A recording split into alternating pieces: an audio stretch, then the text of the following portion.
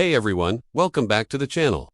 Let's talk about two big names making waves on the road to the US Open, Alex de Minaur and Novak Djokovic, and the very different paths they're taking. It's official, the 38-year-old legend has withdrawn from the Cincinnati Open, and that means he'll head into the US Open without a single hard-court match under his belt this summer. Yes, you heard that right. Now, it's important to note, Djokovic hasn't cited injury as the reason for this withdrawal, even though he was seen moving a bit gingerly during his Wimbledon semifinal against Jannik Sinner. So while he seems to be recovering from a long clay and grass court season, this latest move is raising a lot of questions. Is he protecting himself for a big push in New York? Or is there more going on here? Djokovic could now enter the US Open cold with zero recent hard-court match practice.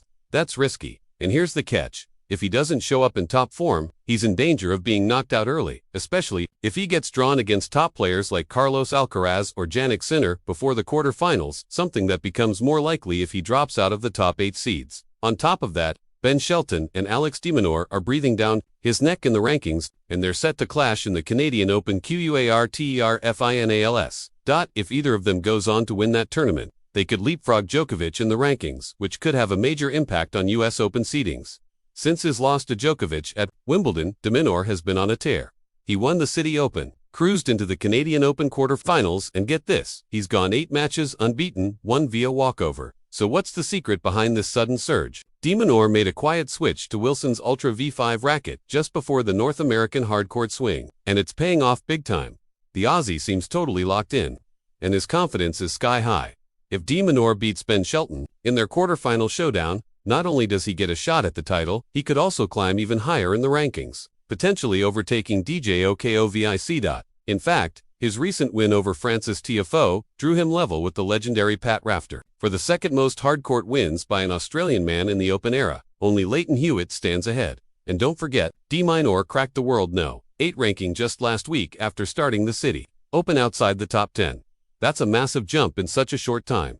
After the Tiafoe win, de Minaur admitted the conditions were tough and said it was never going to be easy. Frances can turn the switch on at any time, so it's always tricky to put him away. I think I battled him, myself, and the conditions, and I'm just happy to sneak away with the win today.